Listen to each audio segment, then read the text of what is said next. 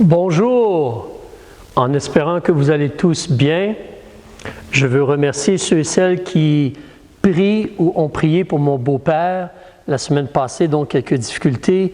Il va bien, il est stable et il y a quelques difficultés avec son foie, mais les médecins et la main de Dieu surtout l'aident, ont prié qu'il puisse guérir, se rétablir complètement. J'aimerais partager avec vous, avant de débuter, nous allons faire leçon numéro 10, Psaume chapitre 55, et je regarde le 23e verset. Alors, Psaume 55, verset 23. Dieu nous encourage par sa parole, il nous dit « Décharge-toi de ton fardeau sur l'Éternel, et il te soutiendra.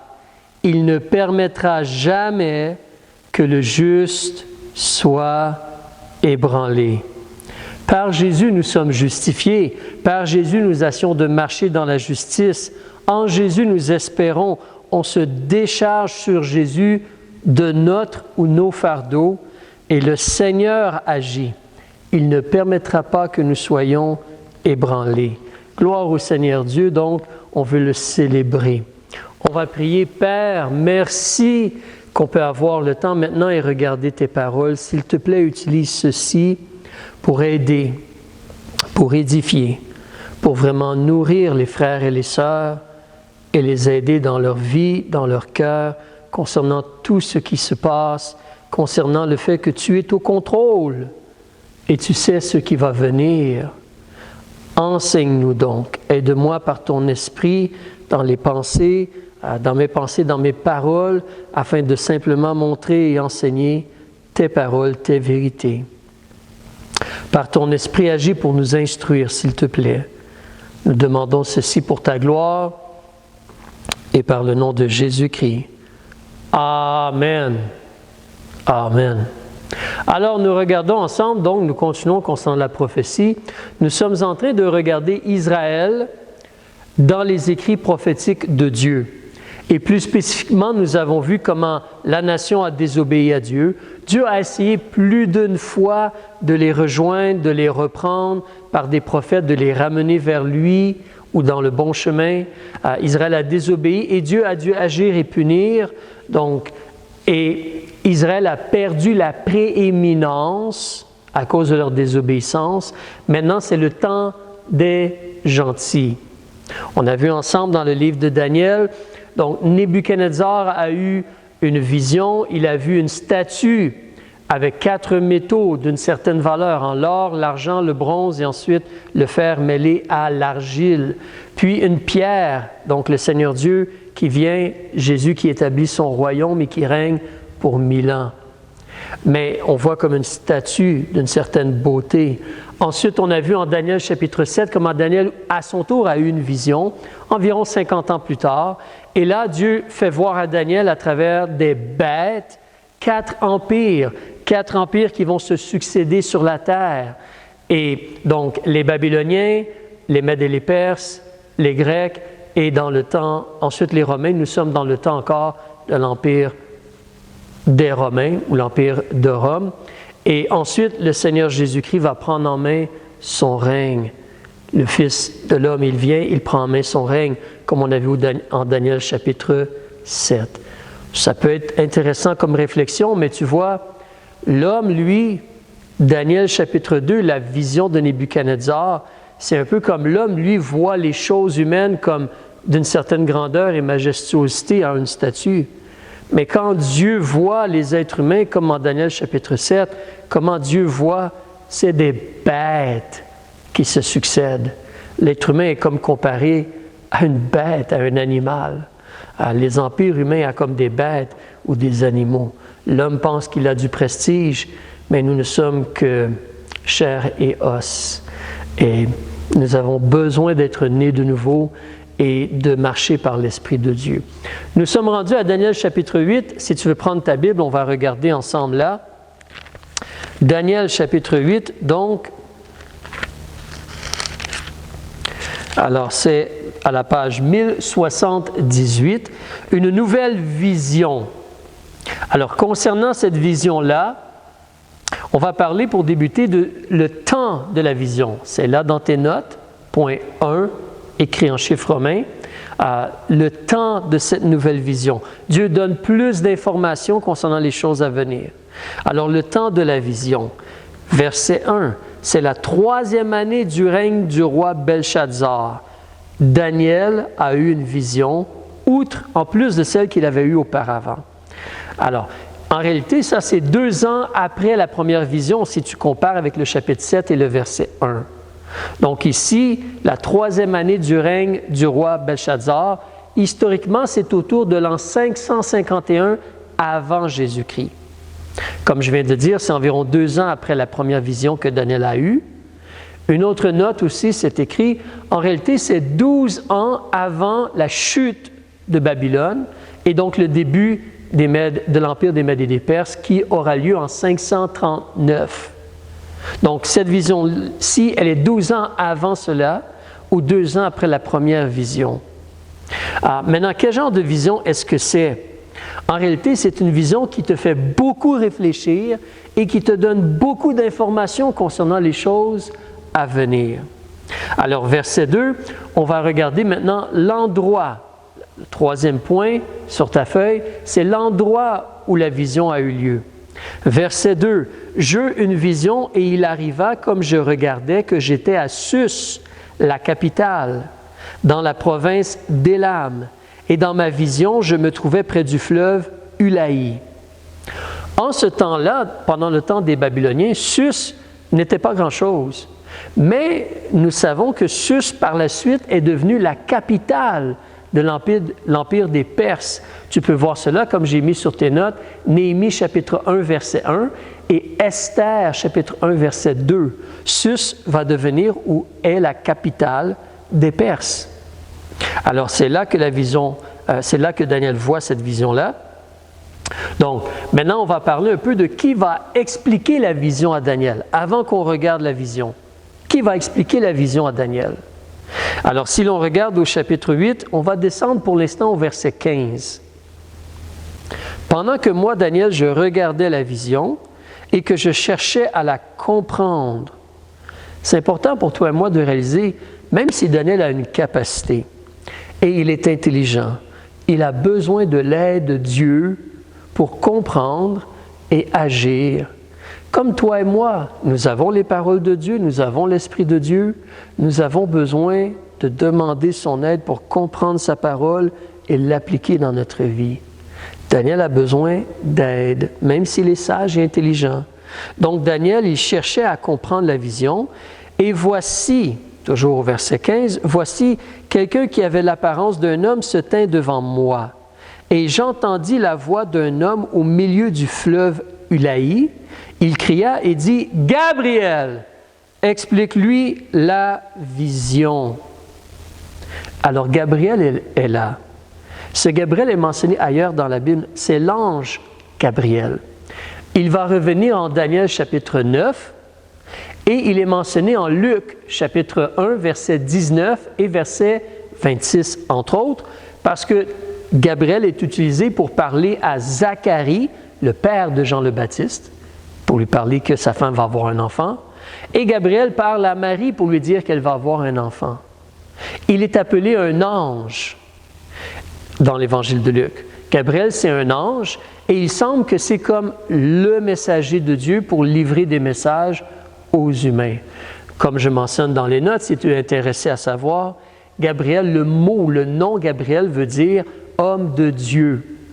Ou comme certains disent, plus littéralement, on pourrait dire « le serviteur le puissant du puissant roi ». Gabriel veut dire cela.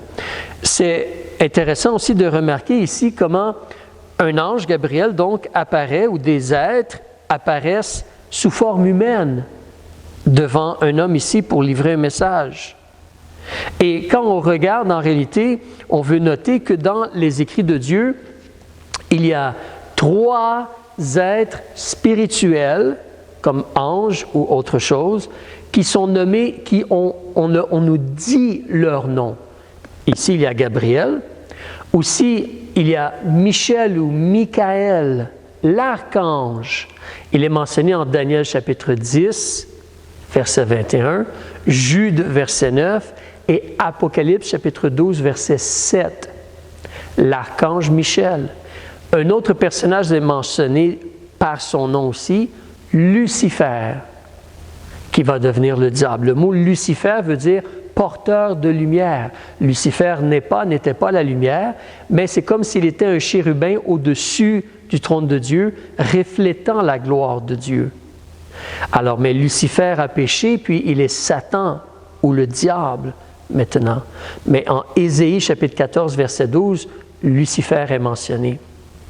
Alors, si l'on continue pour toi et moi, donc, on va parler maintenant de la réalité, comment la vision, elle était lourde ou terrifiante pour M. Daniel. Regarde au chapitre 8 et regarde avec moi le dernier verset, le verset 27, s'il te plaît. Verset 27.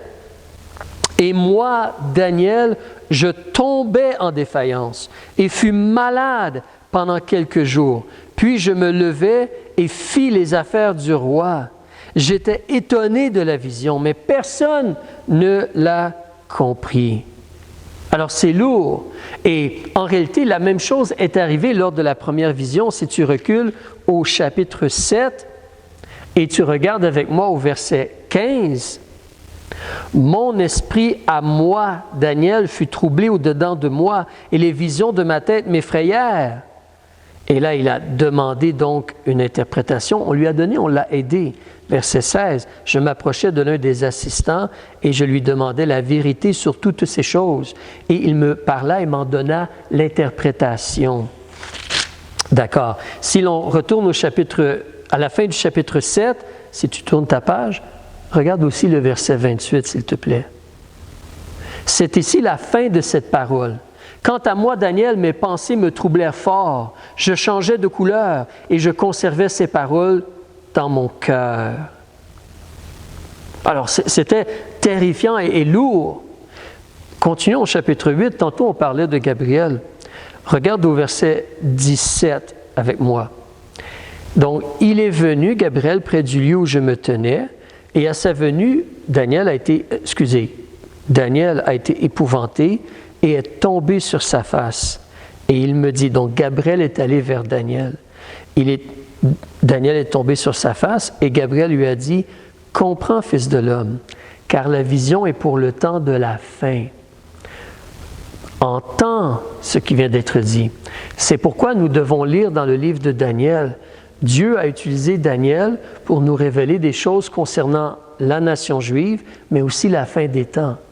C'est pourquoi, tu te rappelles, lorsque les disciples ont demandé à Jésus, lorsque les disciples de Jésus, comme en Matthieu chapitre 24, ou Marc chapitre 13, ou Luc chapitre 21 de mémoire, là, quand on lui demande à Jésus, quand est-ce que ces choses vont se produire?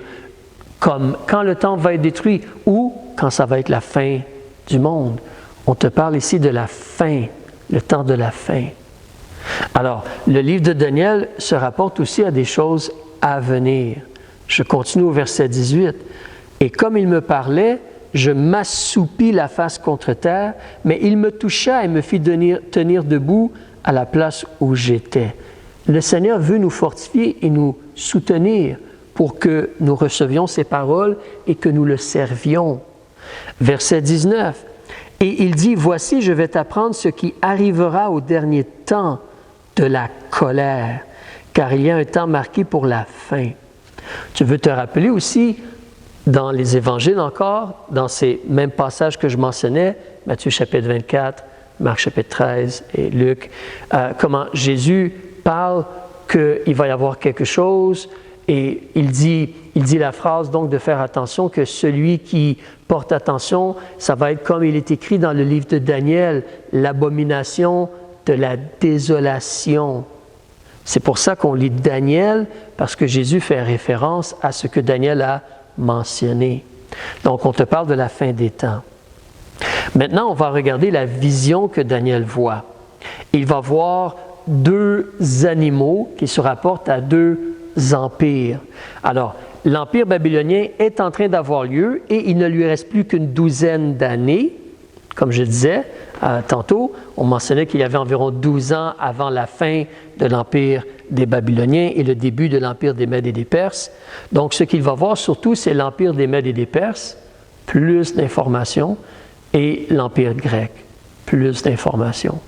Donc, on va regarder au verset 3, la première bête que Daniel voit, verset 3. « Je levai les yeux, je regardais, et voici un bélier se tenait devant le fleuve, et il avait 2 cornes, et ces 2 cornes étaient hautes, mais l'une était plus haute que l'autre, et la plus haute s'éleva la dernière. » C'est très similaire à ce qu'on a déjà lu. Donc, il y avait avant un ours qui penchait sur un côté, et c'est la réalité donc qu'il y a une des cornes à cette bête-là qui est comme plus grande que l'autre, parce que les Perses sont venus après, mais étaient comme plus dominants vers la fin. Donc, c'est les Perses qui se sont élevés en dernier. Exactement comme cela mentionne. Tu peux avancer au verset 20.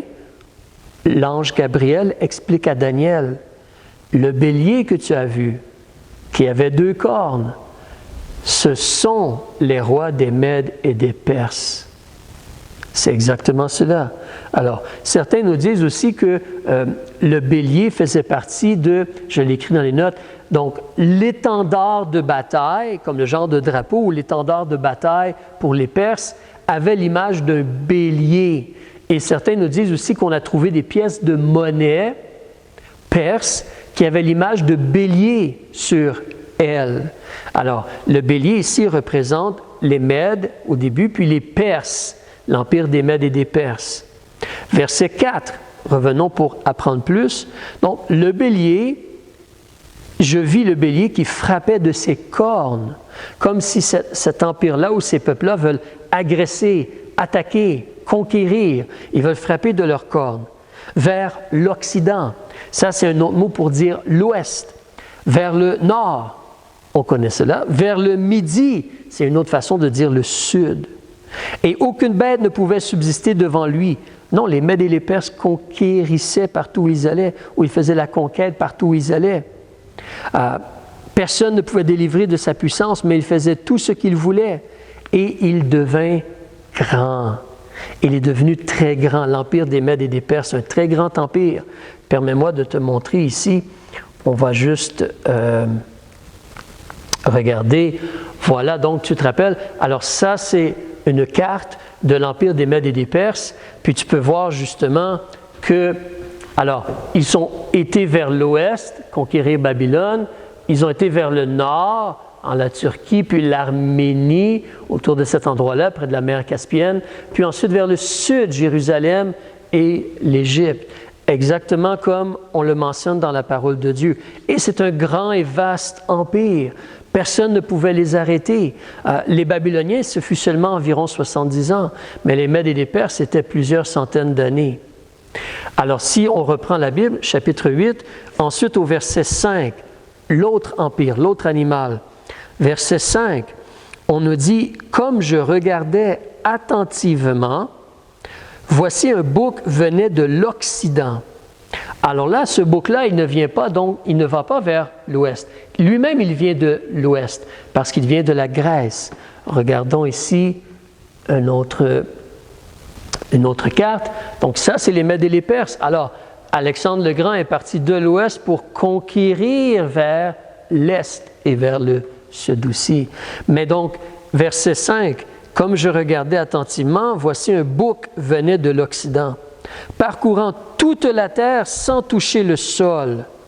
Ce bouc avait une corne considérable entre les yeux. Il parcourait toute la terre sans toucher le sol. Il allait vraiment rapidement.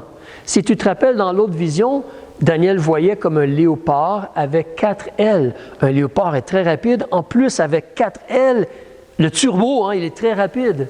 Donc, mais ici, on te dit que ce bouc-là, il parcourt toute la terre sans toucher le sol.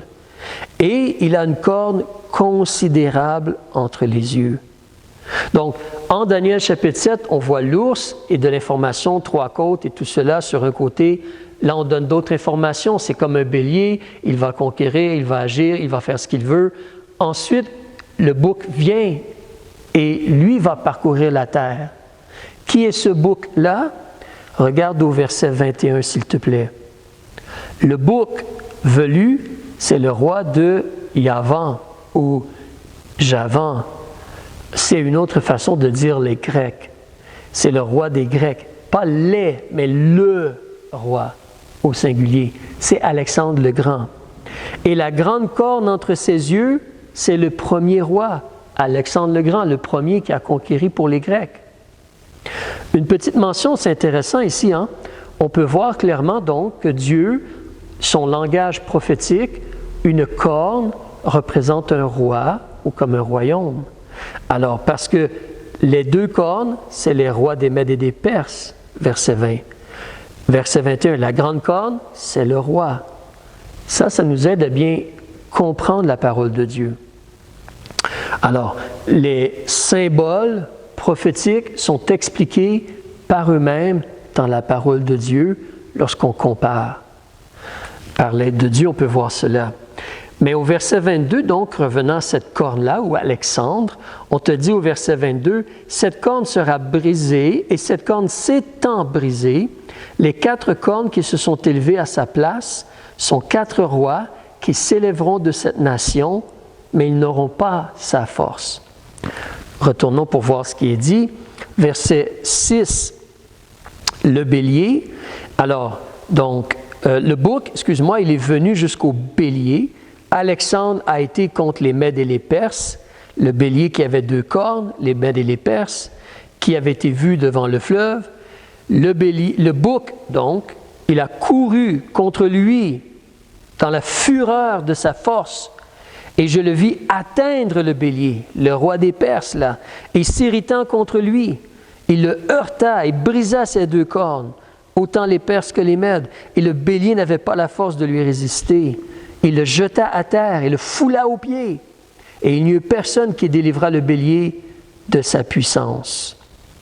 Alors, Alexandre a vraiment agi, il a conquéri l'empire des Mèdes et des Perses rapidement, et tu peux voir ici, ça nous dit qu'il va contre lui dans la fureur de sa force. Il l'atteint et il s'irrite contre lui. Alors, les gens nous font considérer que, justement, puisque les Mèdes et les Perses avaient essayé de conquérir la Grèce, donc les Grecs, entre autres Alexandre le Grand, étaient vraiment en colère et en furie et voulaient comme se venger et attaquer et à son tour vaincre les Mèdes et les Perses. Donc il y avait une hargne, une furie, une ardeur.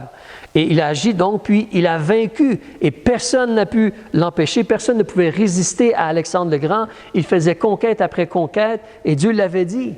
Et finalement, il est mort très jeune, de mémoire 32-33 ans. Et lorsqu'il est mort, comme l'autre fois on avait expliqué, son empire a été divisé entre ses 4 généraux. Mais les 4 généraux n'ont jamais eu la puissance d'Alexandre le Grand et n'ont pas nécessairement fait d'autres conquêtes. Mais ils n'ont pas eu la puissance d'Alexandre le Grand. Alors c'est une réalité. Dieu a mentionné cela à Daniel plusieurs centaines d'années avant que ça se produise. Et ça s'est produit exactement comme Dieu l'a dit. Parce que notre Dieu connaît le futur.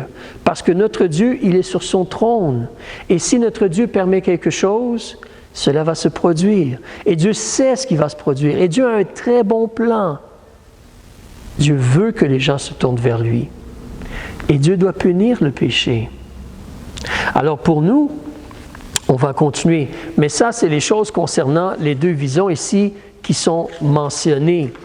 Alors, en réalité, nous allons regarder Daniel chapitre 8, versets 9 à 14, qui nous parle d'une petite corne qui sort de l'Empire grec. On va en reparler dans les semaines à venir. De la même façon, donc, à partir du verset 22 jusqu'au verset 26, on va reparler de cela dans les semaines à venir. Et de la même façon, il y avait au chapitre 7 certains versets que pour l'instant on n'a pas vus. Dans les semaines à venir, on va les regarder. Mais pour l'instant, je t'encouragerais à tourner au chapitre 9 en Daniel. Daniel chapitre 9. Alors, Daniel chapitre 9, en réalité, nous avançons dans le temps. Alors, au chapitre 8, c'était le temps de Belshazzar, le roi des Babyloniens. Mais il ne restait que 12 ans avant que l'Empire babylonien soit détruit et que Belchazzar donc soit tué et que les Mèdes et les Perses prennent l'Empire babylonien. Mais lorsque tu arrives au chapitre 9, verset 1, on te dit « La première année de Darius, fils d'Assuérus, de la race des Mèdes, parce que c'est les Mèdes en premier lieu, puis les Perses sont devenus plus dominants. Mais la race des Mèdes qui avait été établie sur le royaume des Chaldéens, ça c'est une autre façon de dire les Babyloniens. Alors ici, tu vois que donc maintenant les Babyloniens ont été vaincus, l'Empire babylonien est fini, et là c'est l'Empire des Mèdes et des Perses qui débute, c'est la première année de M. Darius. Historiquement, c'est écrit dans les notes, on est à la page 3, point B, Daniel chapitre 9, et on voit donc la réalisation du temps des promesses de Dieu. Ce que nous sommes en train de lire, c'est produit la première année de Darius, donc approximativement autour de 538 avant Jésus-Christ. Alors tantôt on était en 551, là on est en 538. D'accord? Donc, alors tu peux regarder et voir, donc, ça c'est le temps où Daniel a cette vision-là. Et donc, on est aux alentours de 12-13 ans après cela. Si l'on continue ici, au verset 2, la première année de son règne, à M. Darius, moi, Daniel, je compris par les livres que le nombre des années dont l'Éternel avait parlé au prophète Jérémie pour finir les désolations de Jérusalem était de 70 ans. C'est pour ça ici le titre sur la feuille, sur les notes. Daniel arrive à la réalisation que Dieu a fait des promesses et Dieu doit agir.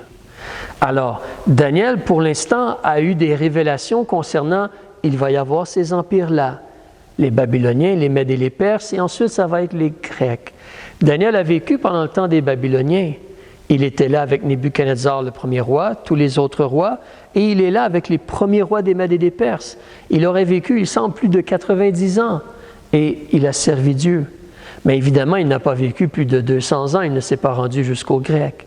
Mais il avait reçu en révélation cette information, et il a cela. Daniel est un prophète. Mais Dieu a parlé à travers d'autres prophètes. En réalité, si tu me permets, je peux te mentionner justement, on va retourner où nous étions tantôt et regarder ici. Donc, en réalité, quand tu regardes ce temps-là, ce moment-là, Dieu a 3 prophètes qui essaient de parler à son peuple pour les avertir, pour leur dire ce qu'il est en train de faire, ce que Dieu est en train de faire, pourquoi il le fait. Donc, eux ont désobéi. Repentez-vous, revenez au Dieu vivant, au Dieu d'Israël. Dieu va juger, Dieu va punir, sinon Nebuchadnezzar s'en vient. Et Nebuchadnezzar, à son tour, va être puni. Et il va y avoir des empires qui vont se succéder. Mais Dieu va vous ramener dans votre pays. Donc, il y a 3 prophètes. Il y a Jérémie, le livre de Jérémie dans la Bible. Lui, il est plutôt à Jérusalem. Il a vécu approximativement et fait son ministère entre 627 et 588 avant Jésus-Christ. Et il y a aussi Ézéchiel qui est à Tel Abib, donc au nord un peu de la ville de Babylone, près du Tigre et de l'Euphrate, là, le fleuve du Tigre et de l'Euphrate. Aujourd'hui comme en Irak, Iran. Ézéchiel, il est à Tel Abib. Il a fait son ministère entre 597 et 570 avant Jésus-Christ.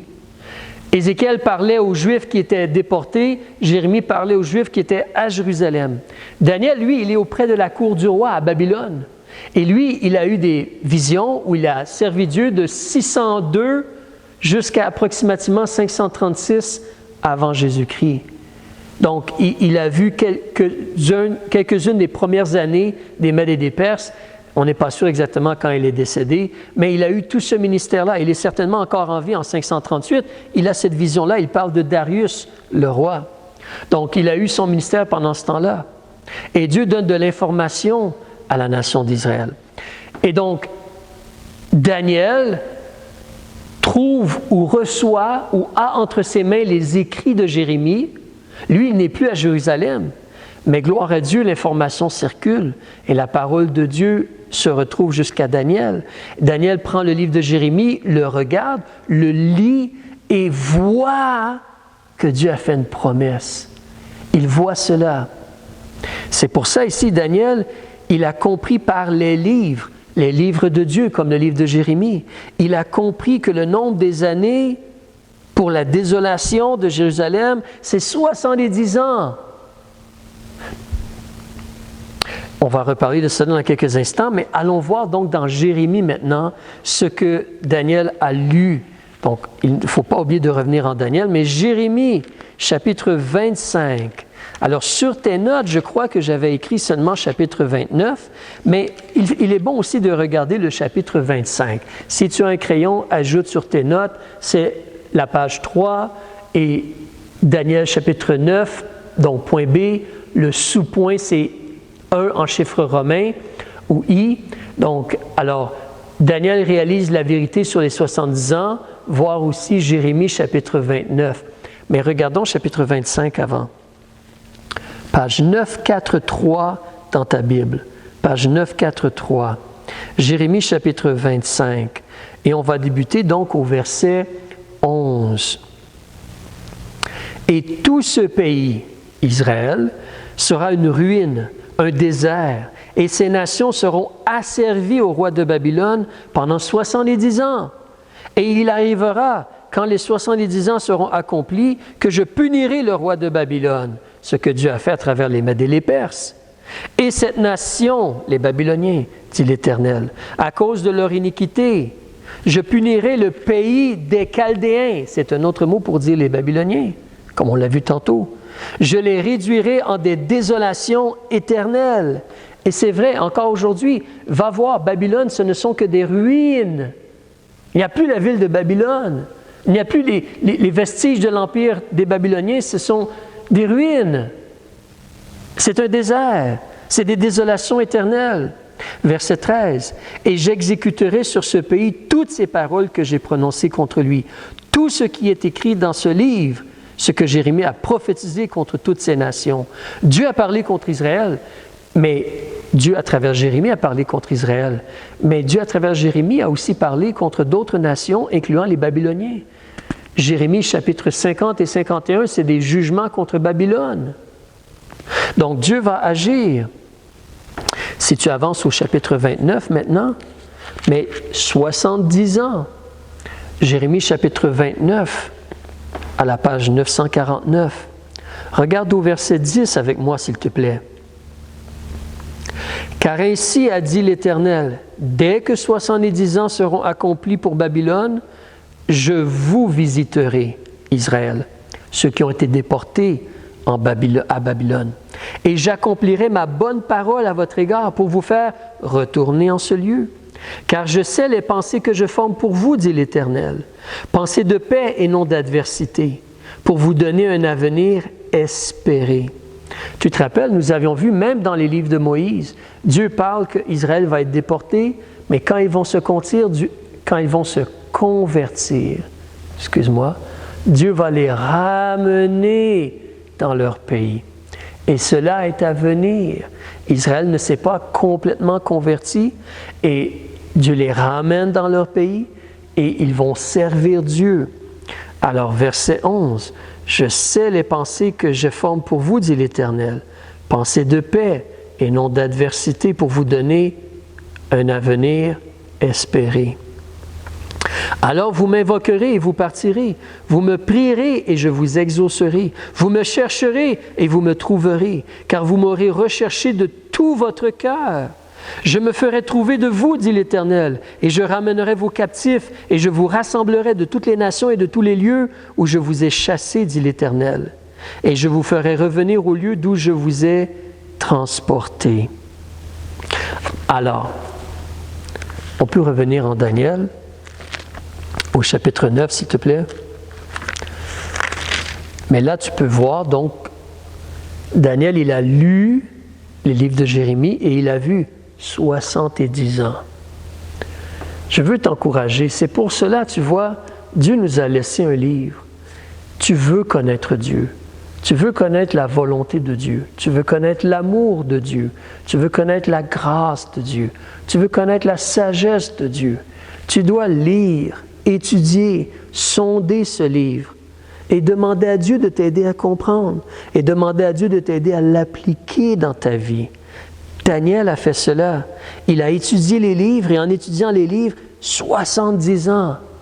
Maintenant, ce qui est intéressant, c'est que ici, si nous sommes en 538, comme les gens semblent nous dire, la première année de Darius, approximativement 538, en réalité, Nebuchadnezzar a commencé son règne en 606, autour de 606. Donc, de 606 jusqu'en 538, tu as 69 ans. On a dit tantôt combien? 70 ans. Donc, quand Daniel lit le livre de Jérémie et réalise, « Hey, 70 ans, et Dieu va nous ramener ou Dieu va agir pour nous. Et Dieu va juger les Babyloniens. Et Dieu vient de juger, les Babyloniens ont été détruits. Maintenant, c'est l'empire des Mèdes et des Perses. » Daniel peut calculer, puis, mais oui, ça fait très proche, cela fait environ 68, 69 ans que les Babyloniens ont leur empire. Il ne reste plus que peut-être 1 an, 2 ans, ou moins d'1 an peut-être même, pour arriver au chiffre de 70 ans. Ça, c'est incroyable. Cela veut dire que quand Daniel, ici au chapitre 9, Daniel et nous pouvons réaliser, bientôt Dieu va agir.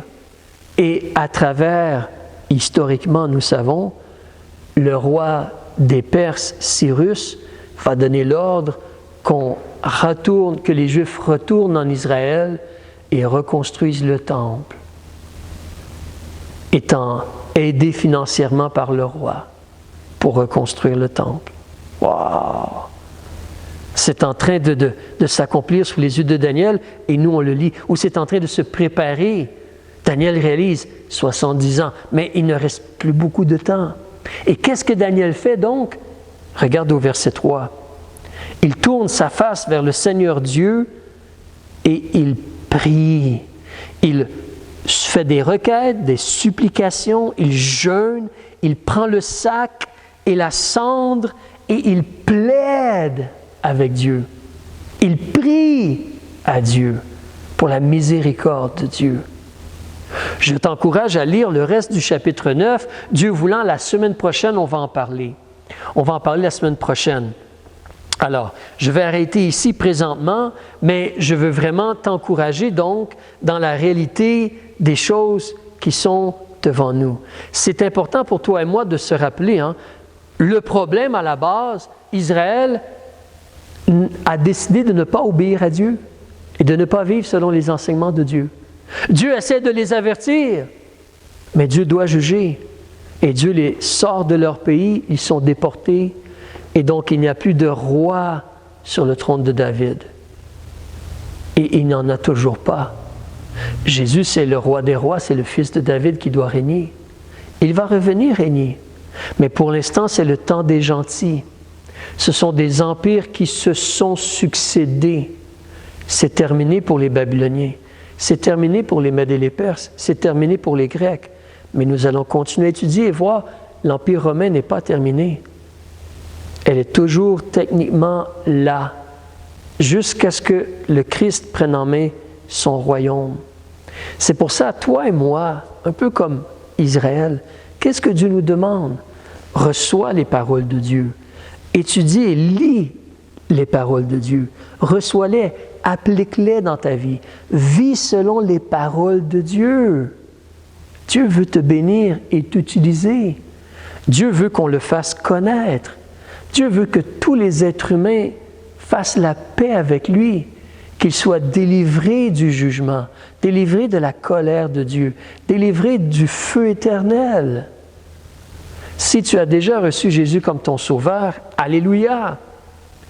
Mais reçois pleinement les paroles de Dieu, applique-les dans ta vie. Si pour l'instant tu n'as pas encore confessé à Jésus tes péchés et choisi en ton cœur de croire que Jésus, c'est le seul qui peut te délivrer du jugement, et donc lui demander pardon et lui demander, comme dans une prière, de devenir ton sauveur. Croire qu'il est mort, enseveli et ressuscité pour toi. Demande-lui de devenir ton sauveur. Demande-lui le pardon. Demande-lui la vie éternelle selon sa promesse. Invoque le nom du Seigneur.